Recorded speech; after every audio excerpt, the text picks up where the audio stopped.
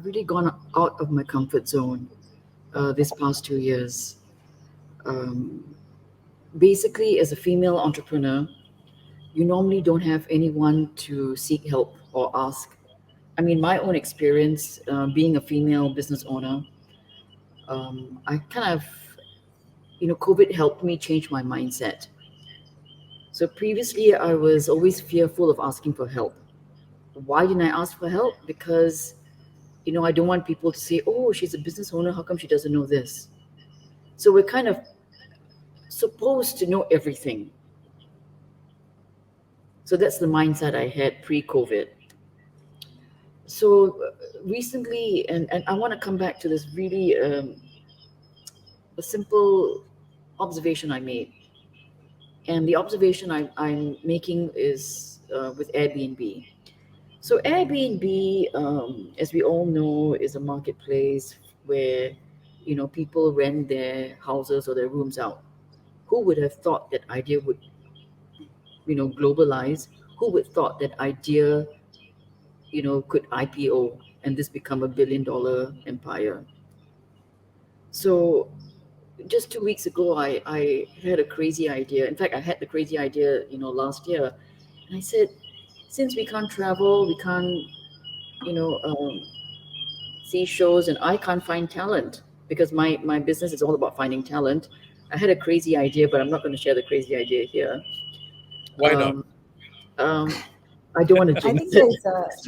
there is a clubhouse room that somebody's phone is making a lot of noise. Somebody's clubhouse, yeah. Go ahead, Loretta. I think go ahead.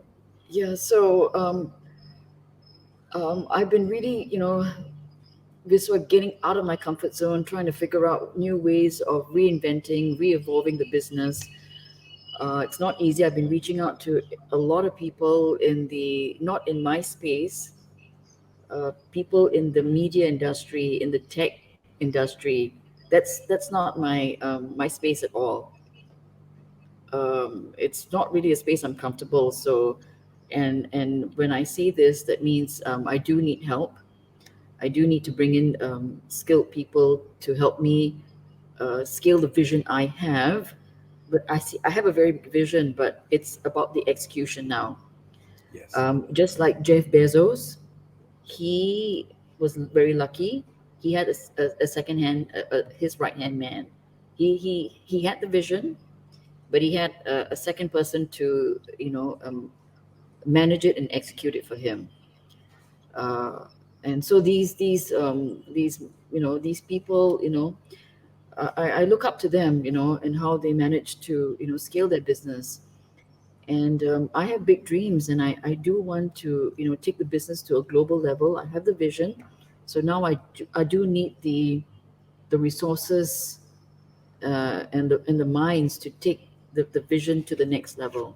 Here, I'm hearing, and very excited that actually Peter spoke about Israel and how it is in their blood, so it is okay for them to speak about it, and what's happening in Asia, and Singapore being the financial hub of the space. When when Jeff Bezos speaks about all these IPOs and Airbnb and all of that, it feels okay. But Loretta Alabons, if she's going to speak anything on that line, it's like, oh, that's too much. We have been speaking with a lot of investment portfolio people. Like when we tell them, okay, a company is worth 10 million or whatever the amount, they feel like, wow, how can your company be worth so much? So these kind of understanding, if it was an Israeli background or somebody from US, they see it differently. But if it's from Asia or it's from Singapore, they have a different take to it. And this is a very, very real situation, and especially around capital mechanism, which is what Go Global is very much in the space of wanting to bring in the leadership for conscious leadership for this whole capital market, where there's a revamp that's needed. And I would really, really ask of ESG to look at how this whole mindset and also the heart set around capital market, and to uplift the Asians with their clarity, with, with all these big companies coming in, these big hearts like missions coming in, where they say, I want to be $1 billion business, I want to have a $10 billion valuation. How do we work with them? Because I have connected with the local stock exchanges, and there is a lot of limitation in Asia where we are not allowing this to happen in that space. So I have to say at this juncture, Go Global Business School has a very ambitious dream of, we have a roadmap of creating a $500 million market cap as a training organization, as a platform. So that has been looked at. I'm like, wow, you think you can do that? Female founders.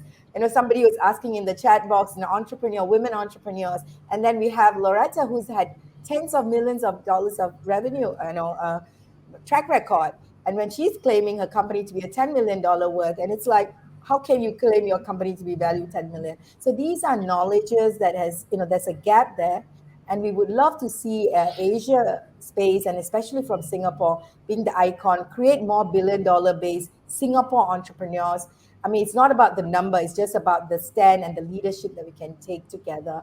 And that So if requires a I if lot. I hear you correctly, Aziza, I think the point you're making is not so much whether the organization, the company has the capability, but it's actually about branding. I mean, a refusal to accept that this particular company, even though it is delivering, because it is a local company, there's an unwillingness to accord it the right status. Yes. Am I correct in assuming that that's what you're More than saying? saying accorded, it is not considered, seriously regarded. If Yeah, it's it's not somebody considered. else, yeah. Yeah, it's not considered. So is this real? I mean, I'd like to ask the other panelists whether yes, Loretta. Okay, I want to bring something up. Earlier this year, there's a company in the US called Jam. So they are tokenizing and NFTing their comedy content, What is NFT? a non-fungible token. So they take Oh, a okay, piece of non content fungible and they tokens. Yeah, put it on the blockchain, and forever yeah. this content will have a legacy when all the smart contracts are released. So there's a company in the US called Jam, and they're not in the comedy space, but here I've been slogging with my own money. The work I've done, I did it on my own, because if I waited for sponsors, won't have that body of work to speak for myself. So what I've been doing has been rolling the money, rolling the one show after another. So it's been very hectic. That's why I've been out of the scene, working behind the scenes. But here comes this company, in the US. I don't know whether it's a manhood thing, but they raised $3.5 million, just like that. I know it's hard work. I won't say it's just like that, but I know it's very hard work to raise money. But here I am. I've done all this body of work, brought in the biggest comedians I could. I sometimes pinch myself, from Trevor Noah to Margaret Cho to everyone. And here, I'm having difficulty in proving myself as a female founder. And it's very heartbreaking, I have to say, that, I have You still you had to you prove myself. you're bringing up a new dimension. I mean, another dimension apart from Mhm. the brand Singapore being not being appreciated or sufficiently valued. That's what I'm hearing. You're also talking about both you and Aziza are highlighting women entrepreneurs. I mean, the fact that you are of a particular gender, it is working against you. Am I correct in saying that? That's what Yes. you're suggesting. And It's we're harder. yeah, Yeah. and we're, Yeah. and we're diverse as well. I'm not Yeah. Very, about, Yeah. okay, this is like going a different direction. It's yeah. not about that, whether women entrepreneurs or not, but there is globally, just for everybody's record, even in US, only 3% of female founders are invested. This is a track record Hmm. of how women Okay. get it funded. There's so many reasons for it. I am more interested in looking at the real talent, regardless of gender. When there's real value, how much can this Sure. Asia and Singapore look at, at a new level of growing, especially like what Mr. Shanmugam mentioned. He said about creating a new business, the customer base. Actually, we have to go to the next level, creating new business models with the same customer. For example, if Mr. Shanmugam is going to cater to audiences, and he already have corporate clients in his portfolio, he can create a new partnership with Loretta, offering her lunchtime laugh programs through her This is the collaboration thing that we talked about. New Yeah, business yeah. models innovated out Hmm. of it, where collaboration comes into place and the community grows stronger. This is really, I would say, in a very layman term, this is a Singapore model, the left pocket to right pocket. We haven't Yeah, got to a community of left pocket to right pocket yeah, where we are growing and thriving internally so we can overflow to external bodies. So yeah. that is where the See, but creativity needs to come in. yeah, may I suggest that we go back to the earlier point before going to the collaboration point. I think the earlier point is that Singapore companies are not being accorded sufficient value, time, appreciation. Is this true? And if it is true, what accounts for this and what can be done? Jeff. Well, it's not true definitely from Enterprise Singapore's context. I mean, for us, I'm here, we are all here. Our mission is to grow local enterprises and to support you in whatever way it is. That was the reason why, Vishwa, as you mentioned, why ESG was formed, right? Three Yeah, and a half years ago, we had Spring, which was looking after SMEs, and then we had IE Singapore, which was looking after internationalizing companies. We decided to put it together and said, okay, we wanted to grow Singapore companies into global champions.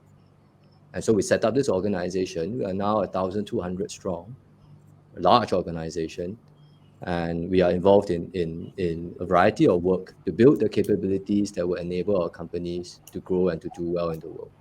So if you're looking at what is a government priority, I would say, we have definitely been very focused on trying to help Singapore companies punch above their weight in the world.